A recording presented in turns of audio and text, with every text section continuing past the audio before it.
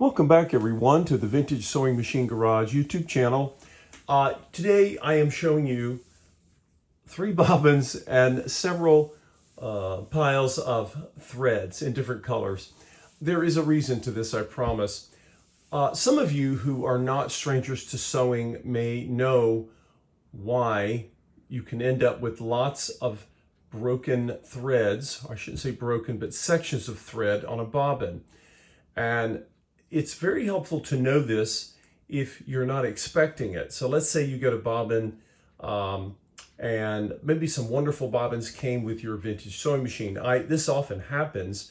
People sort of hand you a bag or a box, or sometimes they're in a sewing table. And it's wonderful because it's one of the best ways, and least costly ways, to get vintage metal bobbins. Now, I've talked about bobbins before and some of the things you want to watch out for, but sometimes, let's say you see a bobbin and it's covered with thread and you think, oh, it's great. This is a bobbin that fits a Singer Featherweight or a Singer 301, right? You say, oh, there's pink thread there. You think, well, maybe that's good, right? Maybe that's, you'll just use that. Now, obviously, thread will age over time, right? And it will begin to weaken with age. However, one of the things to be mindful of is that you cannot always count on the thread being one continuous stretch of thread from where you're grabbing it to the very base of the thread. And why this matters is if you are using a bobbin like this, or maybe you have it and you forgot, it's entirely possible. People leave projects and come back to them. Well, what happens is you've got your bobbin in your machine, your needle is attempting to pick up your bobbin thread, and it is, and everything's going fine, and all of a sudden, it just stops, and you lose your bottom thread, and you're thinking to yourself, hey, where's my bobbin thread? I know I have more thread on the bobbin than this. That is because what you have is, I like to call this a mending bobbin. Some of you may have different names for it, but essentially what has happened is, and you can see here, right, with the pink, you see pink thread, yes, but let's pretend this is your machine drawing the bobbin thread, right? I'll just hold it in my hand here, it's a lot easier to see, hopefully, than if I can hold it properly. So I'm pulling the pink thread, right, just like your machine would, pulling the pink thread, and then all of a sudden, well, maybe not all of a sudden, it's still going. Let's see what happens. Some of you can see that the color is changing, and now here's the pink thread, right? I can put this in my little pile. And sometimes you will get many colors on one bobbin. But of course, the threads are not connected.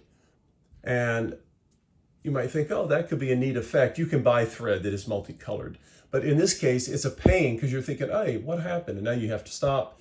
And then, of course, there's another color below. And it's not connected to the pink color I just took off.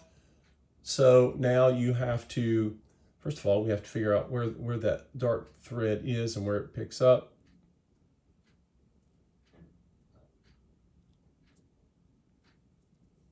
And in this particular instance, I'm going to have to figure out how to get the rest of the thread off. I can take a little, I think they call it crewling tool that I sometimes use as a tool to work on my machines, and I'm going to need to figure out a way to get the rest of that off. Usually what will happen is the thread will keep coming, and you'll have to take it off, and you'll keep opening your machine, and you'll do it again and again. So here I took one of my dental tools that I use sometimes when I'm trying to get thread loose. Now what I've done here is I've actually pulled it, and I'm actually pulling a color, I think it's underneath this sort of deep maroon shade. So I'll try to pull it, and of course it came out. Here's another, a straggler. Now let's see if I can get a hold of the There we go. So here's the deep red color.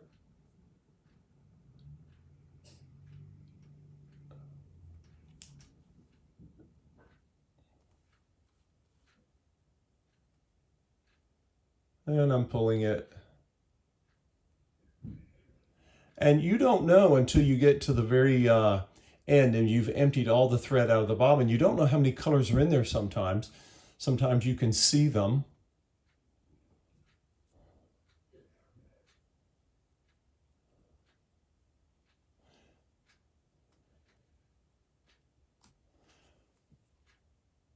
Now, if any of you are unaware of why this happens, what happens is people would often use their sewing machines to mend clothes. And of course, the clothes would have different colors.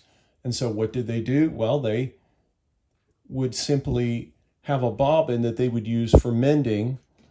And of course, every time they needed a new color because they had a new item they had to mend that had different colored fabric, they would simply add enough thread based on whatever they thought they needed to do the mending.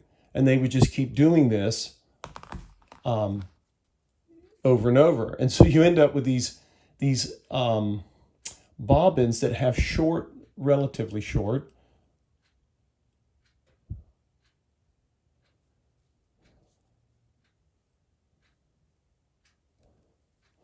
there we go. I finally figured out how to hold this. Relatively short.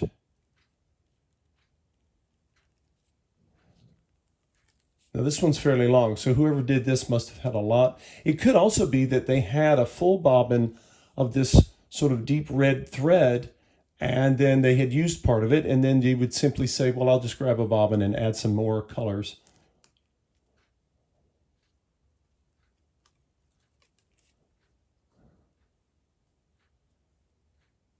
Okay, so in this case, I have reached what I think is the last color, but who knows? Maybe it's not. We'll keep going.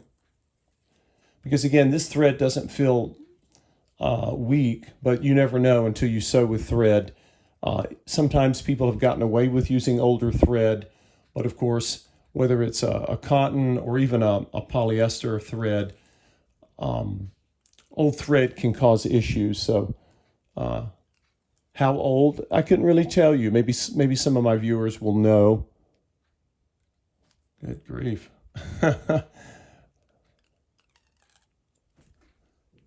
It's like a yo-yo here. I'm holding it.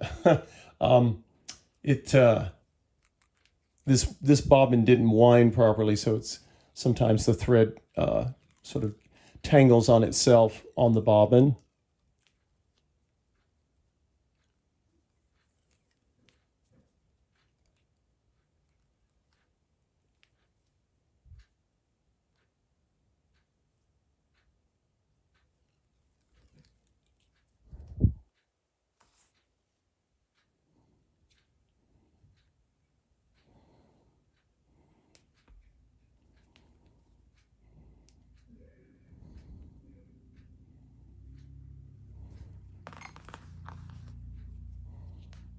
And I think we have reached the end for this bobbin almost.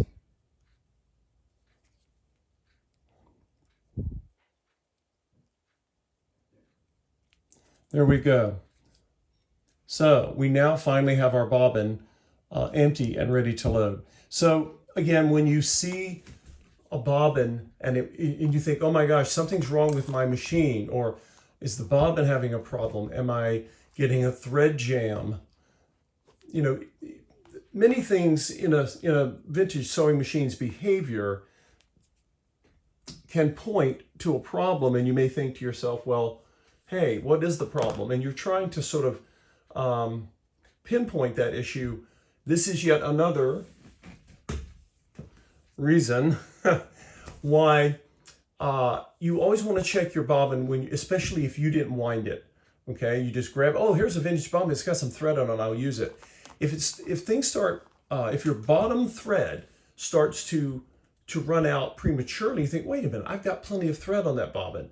It might be a situation where someone has basically put sections of thread on a bobbin, and again, it was used for mending. And they would just add a new color when they needed it, and they never really used all of that color, and then the next time they would add more thread. You can see how this would happen. It's not a serious problem. It's easy to undo, but you have to know it's there, because you don't want to spend 2 hours poking around trying to brainstorm what is going on with my machine and trying to diagnose the issue when in fact it was just on the bobbin itself. Now you may think, well, how am I going to know? Well, with a bobbin, you don't always know. Typically, if they put short paths of thread on a bobbin to use it for mending, you might be able to see, sometimes you can see stripes of color. You'll see a bobbin and you'll see most of one color, and you'll see a stripe sort of peeking through there. Other times you won't know. So I'm not suggesting you unravel all of your bobbins to determine this is an issue. That would be incredibly wasteful, and there's no point in that. But just keep in mind that if you ever have an issue with your sewing machine and your bottom thread keeps running out, it's not really breaking, it just vanishes. Like, where did it go? And you open up the bobbin and it has thread on it. It may just be a different color. So again, this is one of my troubleshooting series videos. I haven't done one in a while.